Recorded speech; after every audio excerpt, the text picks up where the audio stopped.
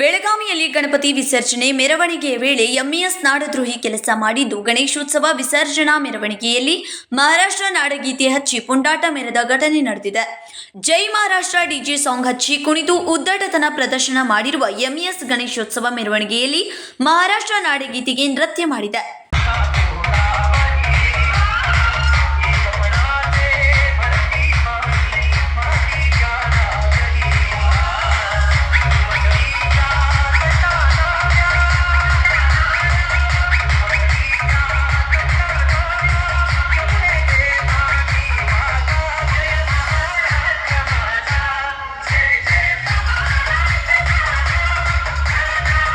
ಜೈ ಜೈ ಮಹಾರಾಷ್ಟ್ರ ಮಾಜಾ ನನ್ನ ಮಹಾರಾಷ್ಟ್ರಕ್ಕೆ ಜಯವಾಗಲಿ ಎಂದು ಕುಣಿದು ಪುಂಡಾಟಿಕೆ ಮೆರೆದಿದ್ದಾರೆ.